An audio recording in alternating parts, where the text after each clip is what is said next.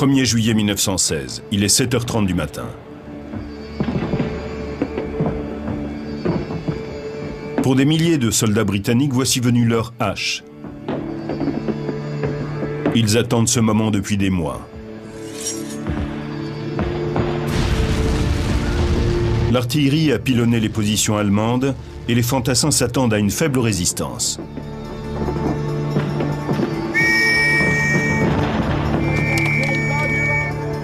Mais cette grande offensive censée faire plier l'armée allemande va tourner à la catastrophe.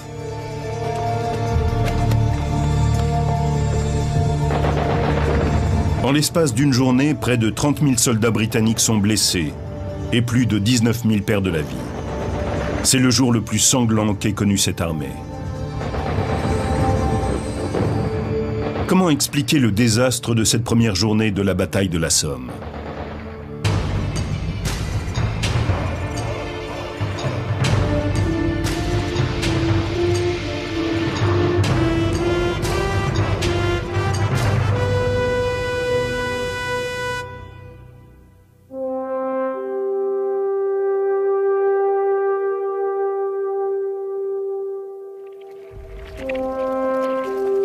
En 1916, les affrontements sur le front ouest stagnent et la guerre des tranchées commence. La ligne de front est matérialisée par des tranchées et des barbelés qui traversent le continent depuis la Méditerranée jusqu'à la mer du Nord.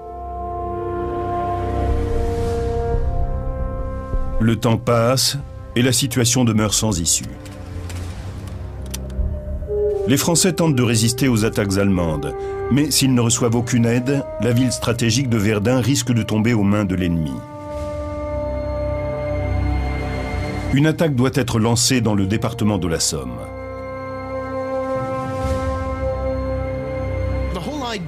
L'objectif de la bataille de la Somme en 1916 est d'attirer l'attention des Allemands en leur portant un coup sévère et de les obliger à détacher des troupes du siège de Verdun pour faire face à l'attaque britannique. Cela permettra aux troupes françaises de souffler, de se réorganiser et de reprendre le combat dans de meilleures conditions. Les commandants britanniques rassemblent leurs troupes pour la grande offensive. Le premier jour de la bataille, 150 000 soldats d'infanterie se tiennent prêts. L'artillerie bombarde les 70 000 soldats allemands retranchés dans les lignes adverses, avant que l'assaut ne soit donné.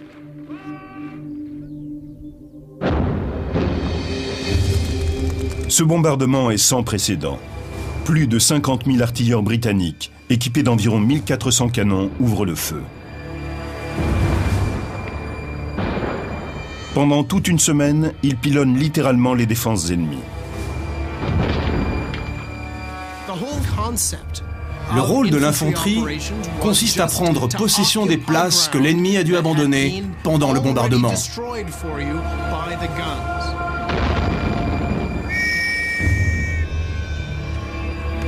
Mais lorsque les Britanniques sortent des tranchées pour donner l'assaut, ils découvrent quelque chose qu'ils n'avaient pas prévu. Les défenses allemandes sont intactes. Le bombardement, que l'on croyait dévastateur, a raté son objectif. Mais pourquoi ? Voilà l'arsenal de la ville de Woolwich aux alentours de Londres. C'est ici, dans le dépôt de l'artillerie royale, que l'on entreposait les munitions avant la bataille de la Somme. Aujourd'hui, ces bâtiments abritent les archives des régiments de la Première Guerre mondiale. On trouve encore de nombreux documents qui relatent le bombardement du 1er juillet. Le plan de feu est rangé ici. Toutes les caractéristiques des armes britanniques ainsi que les positions allemandes visées y sont répertoriées. Ce dossier souligne l'ampleur du bombardement. C'est le tir le plus imposant que l'artillerie britannique ait jamais effectué. Pourtant, il ne disposait pas d'un équipement suffisant pour se lancer dans une opération de cette envergure. En 1914, une fois installés dans les tranchées, les Britanniques manquent de pièces d'artillerie lourdes. Ils s'étaient préparés pour une guerre de mouvement, avec des armes légères, et espéraient que tout se terminerait très vite. Mais finalement, ils se sont retrouvés presque assiégés. Il a fallu qu'ils se procurent de nouvelles armes. Beaucoup d'entre elles venaient des batteries que l'on trouvait aux alentours des ports du Royaume-Uni.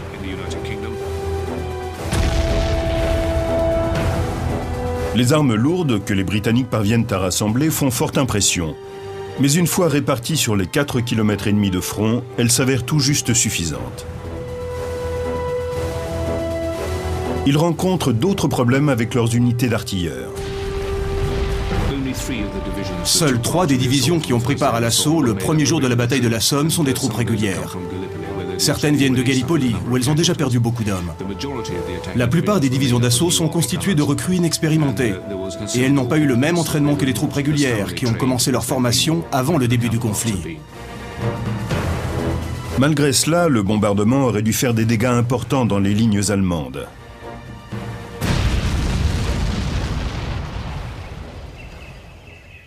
« 90 années ont passé et on trouve encore des indices qui témoignent des problèmes rencontrés sur le champ de bataille.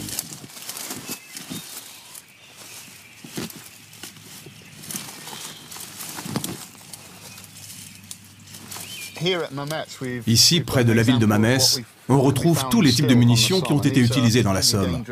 Elles ne sont pas désamorcées et encore très dangereuses. La plupart d'entre elles viennent de Grande-Bretagne. Celles-ci, par exemple, ce sont des grenades Mills. Et voici un obus de mortier qu'il vaut mieux ne pas manipuler. S'il reste autant de bombes qui n'ont pas explosé, c'est peut-être parce que les artilleurs britanniques n'ont pas voulu les utiliser. Au début du conflit, ils avaient des réserves de munitions limitées, car ils pensaient que la guerre se terminerait rapidement. L'industrie britannique n'était pas capable de fabriquer des bombes en quantité suffisante, et encore moins de produire des modèles très perfectionnés. On estime que plus d'un tiers des obus britanniques utilisés lors de la bataille de la Somme n'a pas explosé. En 1916, l'industrie britannique tente péniblement de répondre à la demande en armes. Jusqu'à l'été 1916, les munitions fabriquées par les Britanniques sont de mauvaise qualité. De nombreux obus ont des vices de fabrication. Les balles sont souvent défectueuses et les grenades n'explosent pas toujours. Il ne s'agit pas de sabotage. Personne n'a commis d'erreur de fabrication. Simplement, les ouvriers des usines de munitions ne disposent pas des connaissances nécessaires pour fabriquer du matériel aussi précis. Munitions défectueuses, troupes mal entraînées et pénurie d'armes lourdes. L'artillerie britannique a un sérieux handicap. Pourtant, au cours des 7 jours que dure le bombardement, plus d'1,5 million d'obus sont tirés sur les lignes ennemies. Mais les assauts lancés par les Britanniques le premier jour de la bataille se termineront tout de même par un désastre. Pratiquement toutes les divisions montées au front le 1er juillet ont rencontré le même problème. Les armes se sont enrayées et ils n'ont pas pu opérer de percée dans la défense la mieux organisée de l'armée allemande. Les barbelés qui se trouvent sur le front ouest sont des pièges mortels. Les pointes sont bien plus longues et l'espace qui les sépare est moins important que sur du barbelé classique. Il n'est pas conçu pour tuer, mais pour s'accrocher à vos vêtements et vous piéger. Ainsi, vous devenez une cible facile pour les mitrailleuses. Les larges barrières de barbelés placées à quelques mètres de la ligne de front allemande forment un véritable rempart.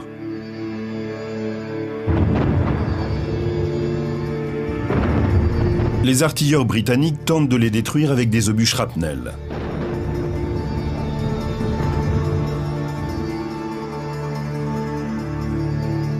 Au cours d'une série de tests effectués en Angleterre, le lieutenant-colonel Simon West simule l'explosion d'un shrapnel sur des barbelés pour vérifier son efficacité. Nous avons installé un segment de barbelé. Nous allons faire exploser un obus shrapnel à proximité et nous pourrons ensuite constater l'ampleur des dégâts. Ce barbelé est un modèle plus moderne que celui utilisé par les Allemands pendant la bataille. Le shrapnel est fixé au sommet d'un poteau. Il est conçu pour éclater en l'air, de façon à ce que les billes qu'il contient soient projetées au sol sur une large surface.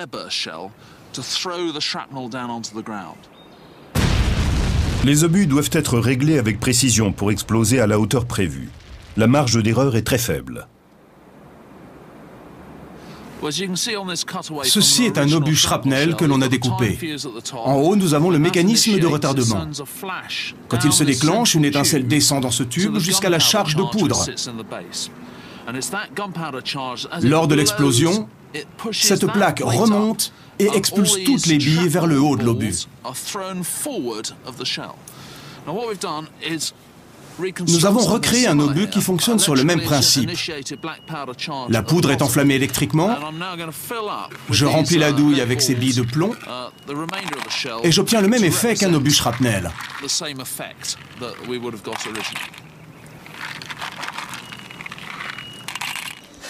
3, 2, 1, feu!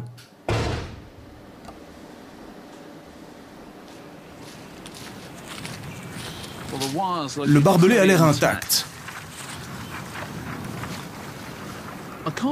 À première vue, il n'y a pas de dégâts.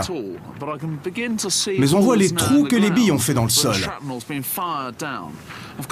Si des soldats s'étaient trouvés ici à découvert, ils auraient été sévèrement touchés. Mais le barbelé n'est pas endommagé. Maintenant, le lieutenant-colonel West nous montre ce qui se serait passé si l'artilleur avait fait exploser l'obus non pas en l'air, à quelques mètres au-dessus des barbelés, mais au moment où il aurait touché le sol.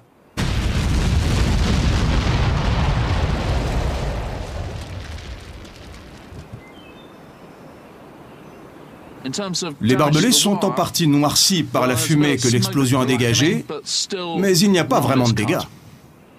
Ce test a été effectué dans des conditions idéales, sur un barbelé moins résistant que le modèle allemand de 1916. Pourtant, l'explosion de shrapnel ne l'a pratiquement pas endommagé. Quelles munitions aurait-il fallu utiliser pour réussir à percer les défenses allemandes ?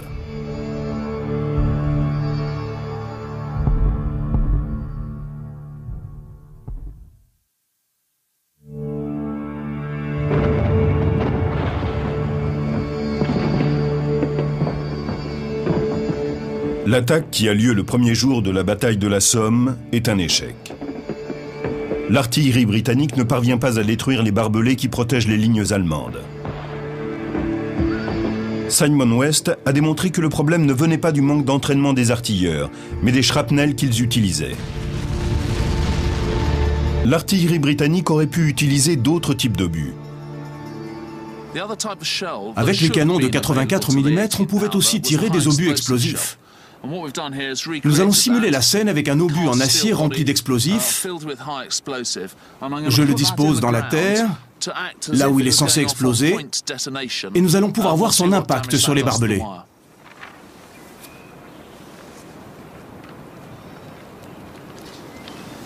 « 3, 2, 1, feu !»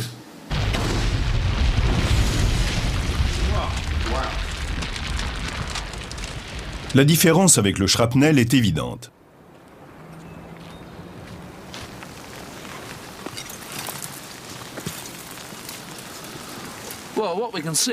Comme vous le voyez, l'obus explosif n'a pas le même effet que le shrapnel. Les éléments chimiques contenus dans la douille, qui génèrent l'explosion, sont très puissants. Cela occasionne bien plus de dégâts. Il y a des morceaux de barbelés tout autour. Ils ont certainement été découpés par les éclats d'obus. L'explosion a creusé un trou dans le sol. La déflagration a soufflé l'obstacle et l'a réduit en miettes. Avec ce type d'obus, les barbelés n'auraient pas posé de problème aux troupes d'assaut. Les artilleurs britanniques n'ont pas choisi l'arme adéquate pour cette bataille. L'erreur en revient aux officiers britanniques, responsables de la mise en place de l'opération. Ils avaient prévu que le combat serait bref et qu'il se déroulerait à découvert. C'est pour cette raison qu'ils s'étaient équipés de shrapnel. Ils n'avaient aucun stock d'obus explosifs. Cette erreur d'appréciation a coûté la vie à de nombreux fantassins britanniques.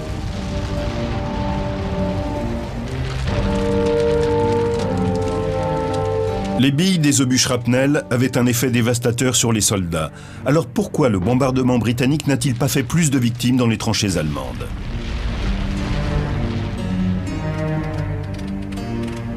Quand la guerre a commencé, on pensait qu'il était inutile de porter un casque. Mais à partir de 1916 et pendant la bataille de la Somme, tous les soldats en sont équipés. Le casque allemand en acier, appelé Stahlhelm, est particulièrement résistant. Quand les Allemands ont décidé que leurs soldats devaient se protéger la tête, ils ont demandé à leurs ingénieurs de se pencher sur le problème. Ils ont cherché quelles étaient les parties du crâne les plus sensibles. Suite à cela, ils ont mis au point un casque qui couvre efficacement les points vitaux et est susceptible de sauver la vie de chaque soldat allemand.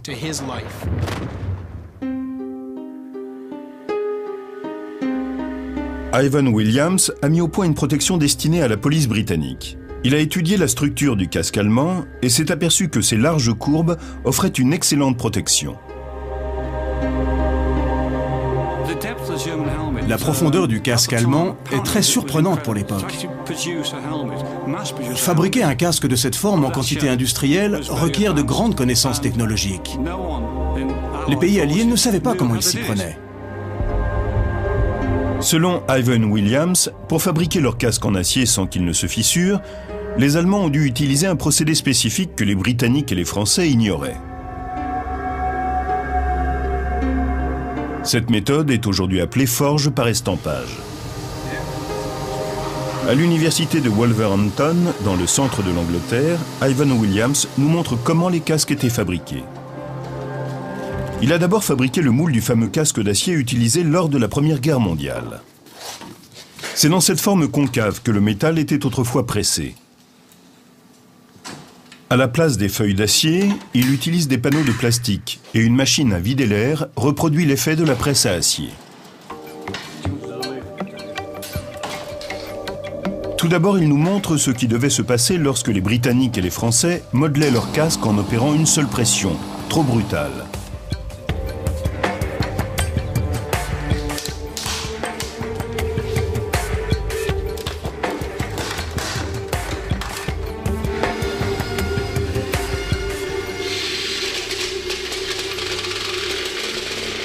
Williams découpe le casque pour en mesurer l'épaisseur.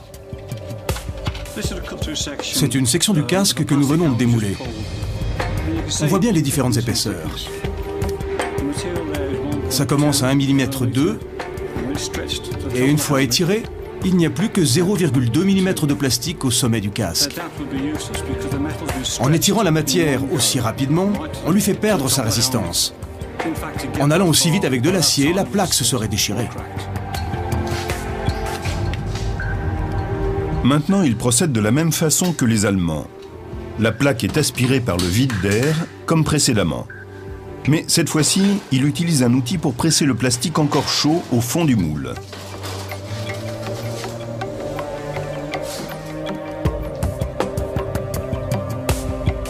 Les Allemands répétaient ce processus 12 fois, en enfonçant petit à petit le métal encore chaud.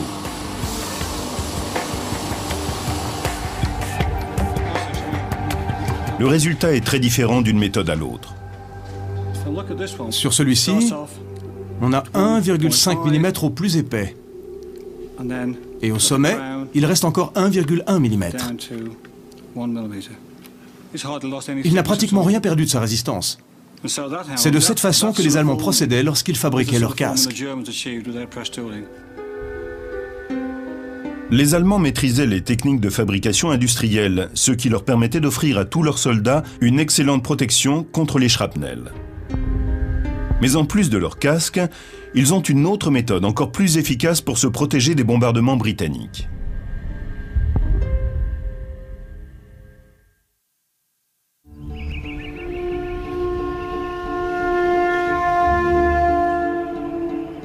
Les tranchées ont aujourd'hui disparu du paysage français. Le premier jour de la bataille de la Somme, l'artillerie britannique n'est parvenue à anéantir ni les barbelés, ni les 70 000 soldats ennemis. Pendant 2 ans, les troupes allemandes se sont préparées sans relâche, ce qui explique l'échec de cette première attaque. En 1914, les Allemands ont commencé à mettre en place un système de défense très sophistiqué. Ils ont construit de nombreux refuges très profonds pour que les soldats puissent s'y abriter. Ils s'enfonçaient parfois à près de 10 mètres sous terre et étaient renforcés avec des poutres, voire du béton. Théoriquement, ces refuges peuvent résister aux bombes. Mais la qualité des défenses allemandes n'est pas seulement liée au temps mis pour les construire. Peter Doyle est géologue. Il travaille pour l'armée et a étudié chaque mètre carré de la ligne de front de la Somme, ainsi que les refuges et les tranchées. Il est convaincu que si le système de défense allemand était aussi efficace, c'est parce qu'ils ont su tirer profit du relief naturel. Nous sommes à Beaumont-Hamel dans la Somme, et ce site illustre parfaitement le rôle de la topographie dans cette bataille. Nous nous trouvons dans le ravin en Y. Cette vallée est creusée dans le sol calcaire de la Somme. Les Allemands ont utilisé les particularités géologiques de la région pour construire leurs fortifications. Et le ravin est devenu une seule et grande tranchée naturelle. À 100 mètres du front britannique, les Allemands ont intégré cette combe au milieu de leur refuge souterrain. Protégés des tirs d'artillerie par la pente du ravin, ils ont construit tout un réseau de tranchées renforcées par des poutres. Les troupes britanniques ne se doutaient pas que les Allemands pouvaient abriter là, juste sous leur nez, un bataillon de près de 1000 hommes. Plus tard dans le conflit, quand les Britanniques ont finalement pris possession des positions allemandes, ils ont eu beaucoup de mal à réaliser ce qu'ils voyaient. Lorsqu'ils ont percé les défenses allemandes et qu'ils ont pris le contrôle de leur poste, les Britanniques sont restés abasourdis en voyant à quelle profondeur les tranchées avaient été creusées. Ils ont découvert le confort dans lequel vivaient les Allemands. Il y avait là des bouteilles de vin, du pain, tout un tas de choses, du café qui venait d'être préparé. Ils se sont dit que s'ils avaient vécu dans des tranchées comme celle-ci, ils n'auraient jamais risqué de se faire tuer pour renverser l'ennemi.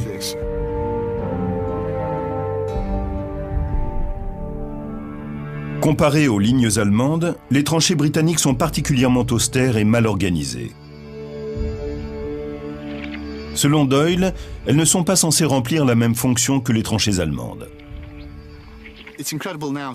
Pendant la Première Guerre mondiale, et en particulier au début, les généraux britanniques ne veulent pas que leurs soldats restent trop longtemps dans les tranchées.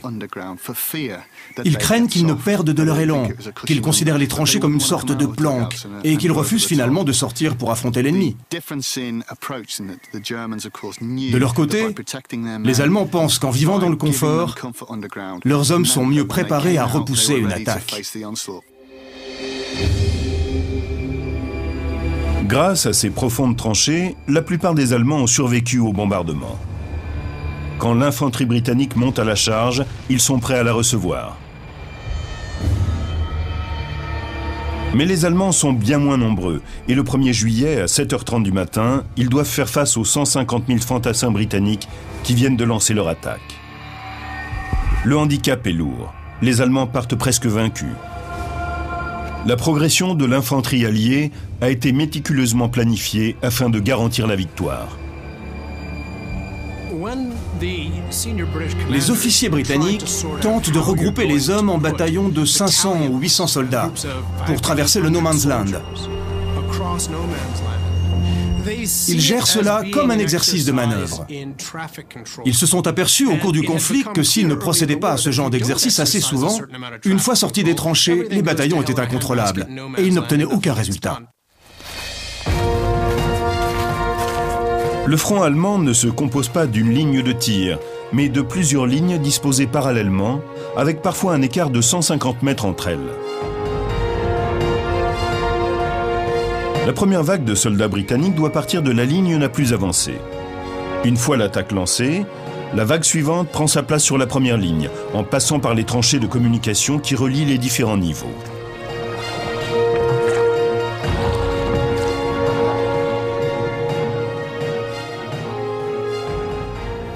Ces tranchées de communication permettaient aux soldats britanniques de ne pas se faire abattre lorsqu'ils devaient se rendre sur la ligne de front. C'est par ces voies d'accès que la nourriture était acheminée. Dans un sens, on apportait les munitions et dans l'autre, on évacuait les blessés. Théoriquement, ce système doit permettre d'évacuer les blessés et d'apporter nourriture et munitions sur la ligne de front pendant que de nouvelles vagues de soldats passent à l'attaque. Mais le premier jour de la bataille de la Somme, 2 heures après que l'assaut ait été donné, tout le système s'enraye. Il est très difficile d'amener plusieurs centaines de milliers d'hommes jusqu'à la ligne de front. Ces hommes ne sont encore jamais allés dans ces tranchées. Ces passages, aussi étroits que des terriers, servent à communiquer d'une ligne à l'autre. Mais c'est aussi par là que passent les défenses arrière et centrales.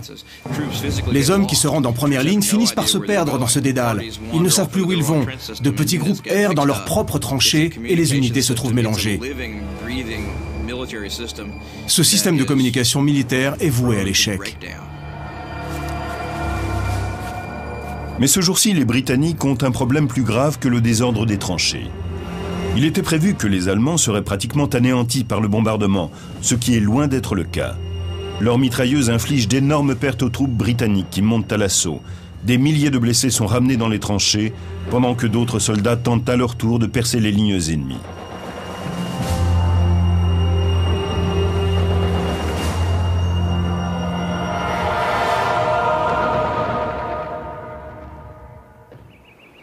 Dans le bois de Thiepval, une équipe d'archéologues entreprend des recherches sur l'un des nombreux champs de bataille de la Somme.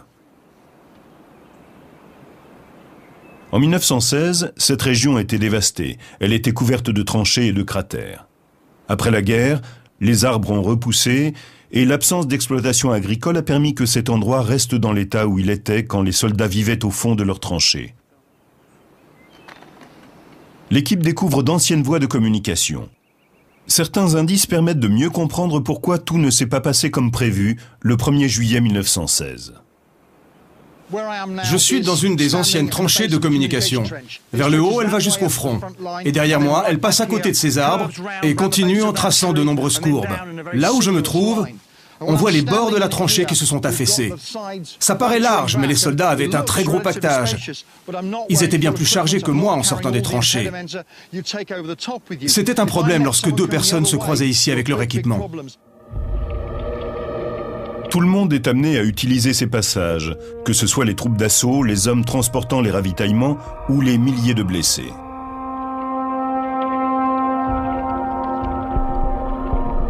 Le chaos règne dans les lignes britanniques. Les officiers ne parviennent pas à contrôler le mouvement des troupes dans les tranchées. En ce qui concerne les méthodes de communication, c'est la seule guerre où les dirigeants ne peuvent pas conduire directement le mouvement des troupes. Dans les précédents conflits, les officiers étaient à cheval. Ils observaient ce qui se passait et ils pouvaient à tout moment envoyer un coursier pour qu'une unité change de direction. Puisqu'il n'y a pas moyen de communiquer instantanément avec les troupes, chaque phase de l'affrontement est minutée. Quand l'artillerie cesse de tirer sur un endroit précis, il faut qu'elle soit parfaitement coordonnée avec l'infanterie pour que celle-ci prenne aussitôt le contrôle de l'endroit en question. Si l'infanterie est plus lente ou plus rapide que prévu, alors le plan échoue. Ensuite se pose un nouveau problème, car l'arrivée du ravitaillement gêne le transport des blessés. L'attaque commence à 7h30 du matin. Mais comme les messagers ne peuvent pas traverser le champ de bataille, le haut commandement britannique ne réalise la gravité de la situation qu'à 14h, soit 6h30 plus tard. L'état-major britannique s'aperçoit que les bataillons, qui sortent des tranchées pour monter à l'assaut, atteignent difficilement les premières lignes de leur propre camp. Ils arrivent rarement jusqu'au champ de bataille et ne parviennent jamais à traverser les 700 mètres qui les séparent des premières tranchées allemandes.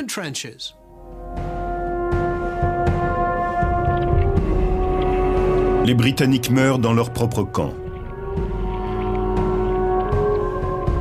Mais pourquoi autant de soldats sont-ils tués aussitôt après leur sortie des tranchées ?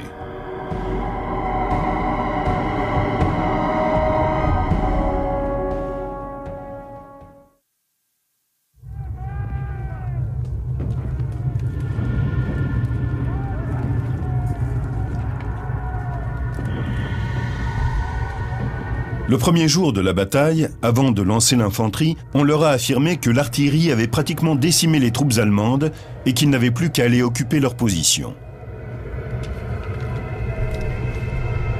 Mais le bombardement n'a pas eu l'effet escompté et les nombreux survivants allemands attendent les Britanniques de pied ferme. Les mitrailleurs et les artilleurs voient très bien les soldats britanniques qui avancent à découvert au milieu du champ de bataille. Et ils n'hésitent pas à faire feu. Pourquoi les soldats britanniques étaient-ils une cible si facile pour les mitrailleuses allemandes? Il semblerait que l'équipement des troupes d'assaut était inutilement lourd.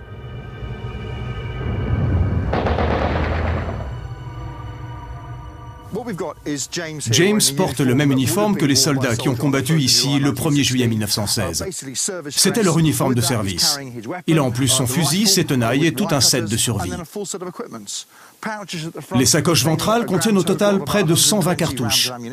Il a aussi 2 grenades à main dans ses poches.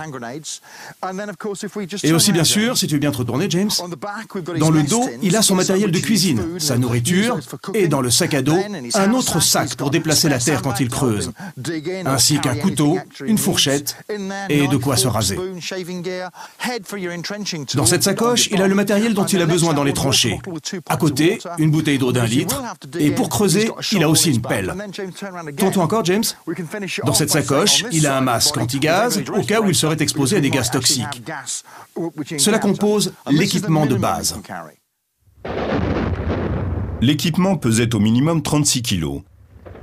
Mais certaines troupes britanniques transportaient en plus des réserves de munitions et de nourriture. Les soldats portent des sacs énormes qui ne sont pas du tout adaptés au combat qu'ils doivent livrer contre les Allemands.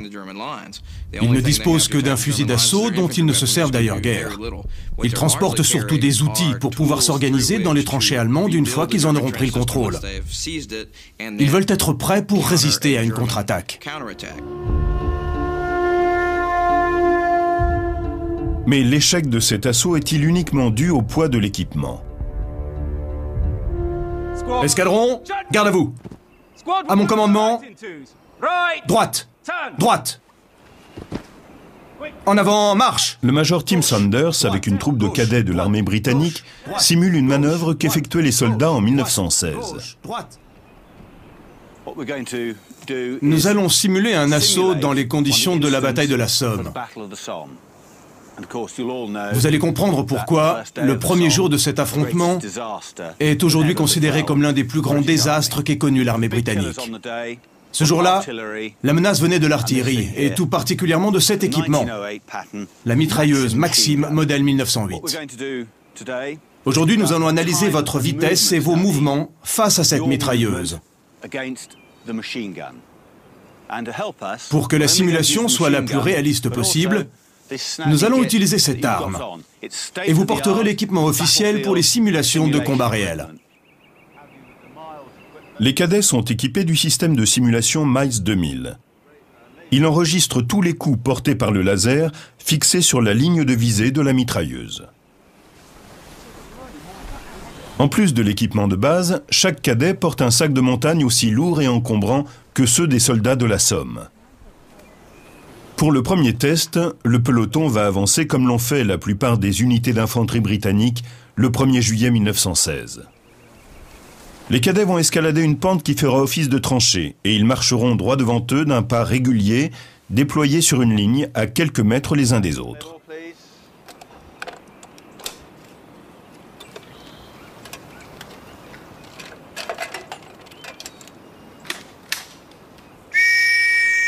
Escadron, en avant, marche. Grimper en haut de ce talus avec un équipement aussi lourd n'est pas une tâche aisée. Déployez-vous. Gardez vos distances. Redressez-vous.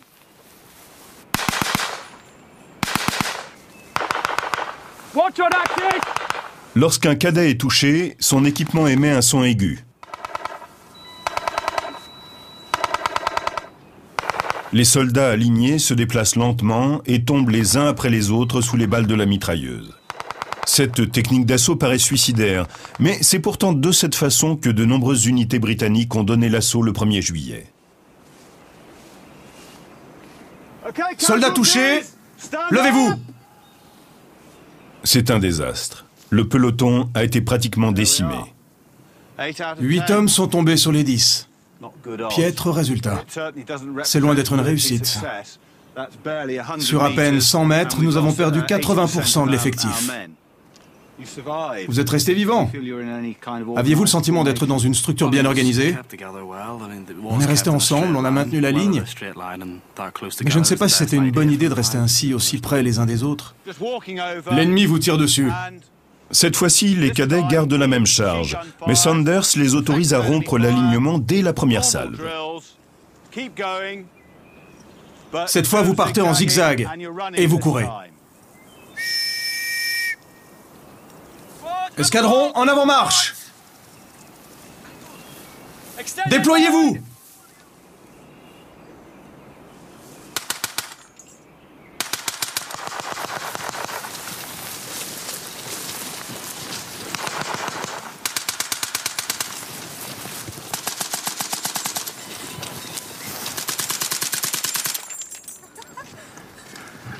Je suis mort. Moi, j'ai survécu. Moi aussi, je suis vivant. Il y a une nette amélioration. Malgré le poids de leur sac, en se déplaçant rapidement, l'escadron compte moins de pertes. 1, 2, 3, 4. 2 fois moins d'hommes ont été touchés. Le secret est dans le mouvement. Mais nous avons tout de même perdu plus de la moitié de l'effectif. Soldats touchés, levez-vous.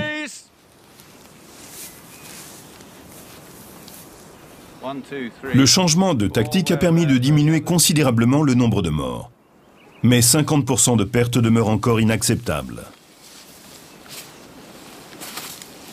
Pour le dernier test, Sanders autorise les cadets à se débarrasser de leur pactage et à attaquer, lestés du seul équipement de base. En avant, marche! Déployez-vous! Feu!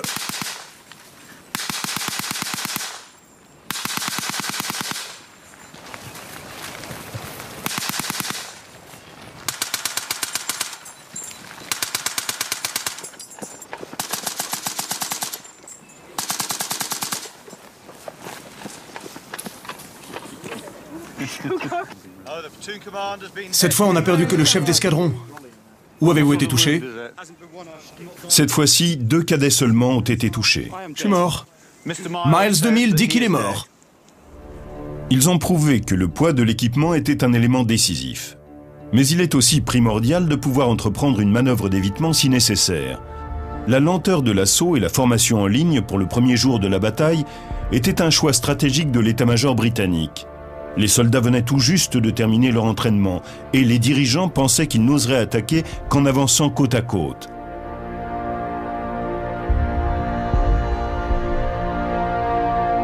Tous les assauts n'ont pas été soldés par un échec. Comment certaines unités ont-elles réussi à éviter la catastrophe ?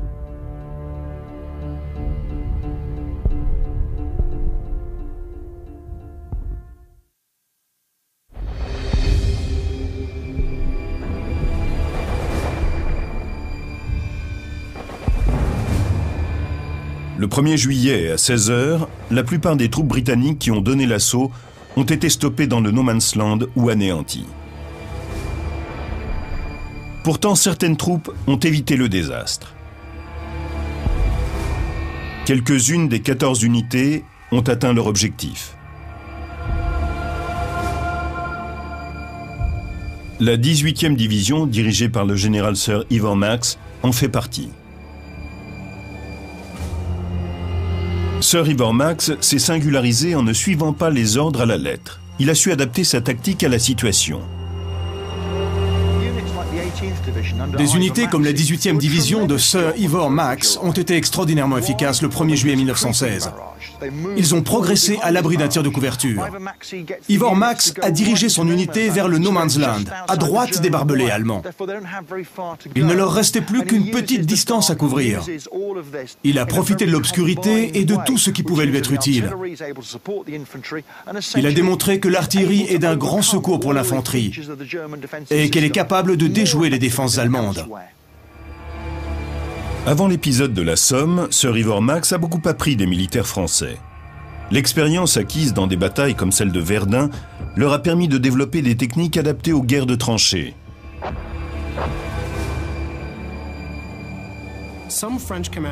En 1915, certains officiers français comprennent que le meilleur moyen de traverser le No Man's Land n'est pas forcément de se tenir debout et d'avancer droit devant. Un commandant français nommé Lafargue a rédigé un manuel dans lequel il explique qu'il faut infiltrer les lignes ennemies. L'idée est de réunir une équipe d'hommes qui s'approchent discrètement des lignes adverses. Une fois qu'ils sont assez près, ils jettent des grenades dans leurs tranchées. Quand elles explosent, les soldats restés en arrière profitent de cet instant de panique pour traverser le No Man's Land dans une relative sécurité. En 1916, des tactiques comme celle-ci ont sauvé la vie de nombreux soldats et on les enseigne encore aujourd'hui au régiment d'infanterie. Mais la majorité des troupes qui ont attaqué le 1er juillet ont subi de terribles pertes.